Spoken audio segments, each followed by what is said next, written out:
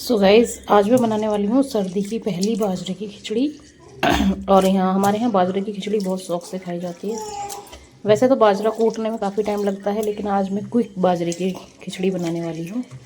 सो आप वीडियो में देखिएगा, अगर आपको बनानी है तो आप भी बना सकते हो। जो मैंने इसमें लिया है वो है ये देखो, ये बाजरा है, चने की दाल है और चावल है।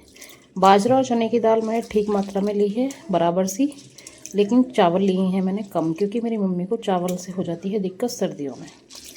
तो अब मैंने ये सबको गर्म पानी में भिगो दिया था पहले। अब ये हल्का सा फूल गया है, यानी नरम हो गया है। तो अब इसको मैं आराम से अच्छे से वॉश करूँगी और उसके बाद आपको आगे का प्रोसेस बताती हूँ। मैंने इनको अच्छे से धो लिया है, वॉश कर लिया है, तीनों चीज़ों को आप देख सकते हो, और कुकर में डाल लिया है। ठीक है, तो आप जो देख रहे हैं ना, चने की दाल ये थोड़ी सी गर्म पानी में फूली फूली सी हो गई है पहले से ही, और जो बाजरा है वो भी हल्का सा गर्म पानी में नरम हो गया है। तो अब इसको हमें बनाने में ज़्यादा मेहनत करनी नहीं पड़ेगी। इसमें डालना है हमें पानी, और पानी इतना डालना है कि बहुत ज़्यादा ना तो पतली हो और बहुत ज़्यादा ना ही टाइट हो। ठीक है, जैसे हम दाल में डालते हैं उस तरीके से। तो और इसमें अब मैं ऐड करूँगी 1 चम्मच नमक। नमक से जल्दी गल जाती है और इसका टेस्ट भी अच्छा आता है, खाली नमक ही डलता है इसमें। और इसको अब रख के 4 से 5 सीटी लगवा लेंगे, क्योंकि मेरा कुकर तो भाई ये बढ़िया है, तो ये 4-5 सीटी में कर देता है काम, क्योंकि मोटी होती है दाल भी और बाजरा भी। तो आपको देखिए, अगर आपका कुकर थोड़ा लेट पकाता है तो उसमें सीटी थोड़ी ज़्यादा लगवा देना, और अगर आपका कुकर जल्दी पका देता है तो अपने हिसाब से लगवा लेना सीटी। अब ये भुन गया, मतलब ये पूरा सारा सांदा सा मिला दिया मैंने इसमें, और अब बस इसको गरम करना है, मतलब सीटी लगवानी है। उसके बाद आपको मैं दिखाती हूँ कैसी बनेगी। खिचड़ी बनी हो चुकी है तैयार, और ये देखिए कुकर का ऐसा हो चुका है हाल। भाई जब वो होगा तो वो तो होगी। ये हल्का सा इसका मैंने पतली बनाई है, और इसको मिक्स करूँगी तो ये बनेगी, लगेगी कुछ कुछ ऐसी। कूटने काटने की टेंशन ख़त्म, एकदम मस्त खिचड़ी बनी है ये देखिए। हमने तो बना ली है सर्दी के सीज़न की पहली बाजरे की खिचड़ी। आप कब बना रहे हो कमेंट सेक्शन में ज़रूर बताना। गाइस, आपने देखा तो था कि मेरी खिचड़ी बनके हो चुकी है तैयार, और अभी टाइम हो रहा है शाम का। मम्मी जी आ गए हैं, मम्मी और बेटी बैठी हैं बाहर। मम्मी कहीं बाहर काम से गई थी, तो तब तक मैंने सोचा खिचड़ी बना लेती हूँ। खिचड़ी बन के हो जाती है मेरी तैयार, और खिचड़ी मैंने घाल ली है अपने लिए और मम्मी के लिए। ये मम्मी के लिए है, मम्मी घी थोड़ा कम खाती हैं, तो मैंने उसमें थोड़ा कम घी डाला है, क्योंकि मम्मी को दिक्कत है थोड़ी सी, तो सर्दियों में भी थोड़ी दिक्कत करता है और सांस में दिक्कत है उनको, तो इसलिए घी कम लेती हैं। और आप देखिए मेरी बाजरे की खिचड़ी कितनी बढ़िया बनी है। आज मम्मी भी खुश हो गई, मम्मी को पता नहीं था कि मैं बाजरे की खिचड़ी बनाने वाली हूँ। मम्मी कहते हैं वाह, तो बढ़िया चीज़ बना दी। ये सर्दियों में बहुत ही बढ़िया चीज़ लगती है मुझे, और आपको बहुत ही लाभकारी भी है, क्योंकि मैं तो बेबी को फीड कराती हूँ, तो मुझे तो वैसे ही वो खाना खाना होता है जो ठंडा ना हो, बच्चे को भी ठंडा लगे। तो मैंने अपनी और मम्मी की दोनों की घाल ली है यहाँ पे खिचड़ी। आज बेबी को थोड़ा सा टेस्ट कराया था, तो ये देखो इसका मुंह कैसे बन रहा है, गंदे गंदे से मुंह बना रही है। अभी वो सॉलिड पे नहीं है, क्योंकि अभी वो लिक्विड पे ही है। अभी 1 महीना और वो लिक्विड पे रहेगी, उसके बाद हम उसे थोड़ा थोड़ा दाल का पानी, खिचड़ी वगैरह ऐसी चीज़ें खाने को देंगे। खा पी के मैं आ जाती हूँ दोबारा से किचन में। अब जो है मेरा मेन काम वो है मेरी किचन को साफ़ करने का, जो कि हर लेडीज़ का होता है। शाम को सोने से पहले सबसे ज़्यादा काम जो होता है वो किचन में होता है, जो कि दिखाई नहीं देता। ये काम ऐसे होते हैं, दिखते हैं नहीं, और करो ना तो लगता है कि हुआ नहीं। मतलब वो जो डायलॉग है ना, वो बिल्कुल सही है कि करते ही क्या हो और नहीं करो तो ये हुआ क्यों नहीं, है ना। तो वही वाली चीज़ है। तो गैस को साफ़ करना सबसे मेन प्रायोरिटी होती है मेरी, क्योंकि अगर गैस साफ़ रहती है ना, तो मुझे पता नहीं क्यों बड़ी अच्छी वाइब आती है किचन में काम करने में। तो रात को तो आपको पता है, मैं नाइट रूटीन में अपने में बताया भी है कि मैं रात को अपनी जो गैस है उसको बहुत ही डीपली क्लीन करके सोती हूँ, धो धा के अच्छे से पोंछ के।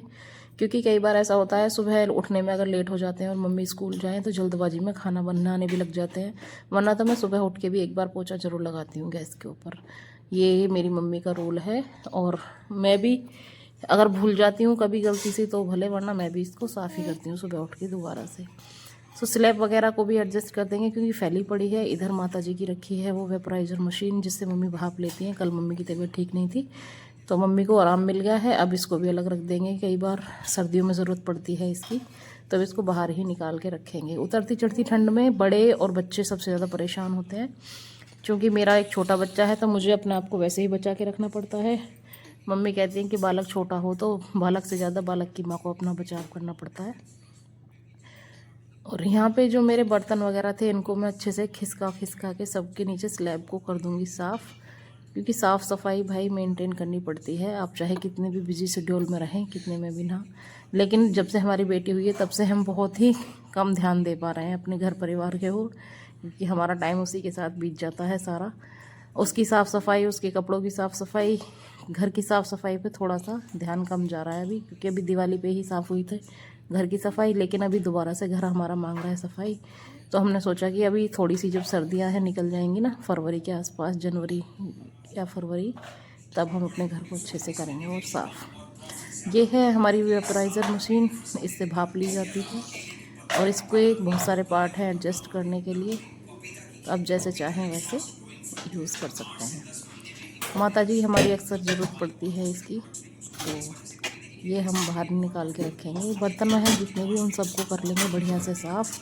और रात को हर लेडीज़ अपने घर में ऐसे ही काम करके सोती है। कहते हैं कि रात को अगर किचन में साफ़ सफाई होती है तो माँ लक्ष्मी आती हैं देखने के लिए कि हाँ भाई कौन सी रसोई ऐसी है माँ अन्नपूर्णा कि जिसमें साफ़ सफाई है। तो किचन का विशेष ध्यान रखा जाता है मेरे द्वारा घर में।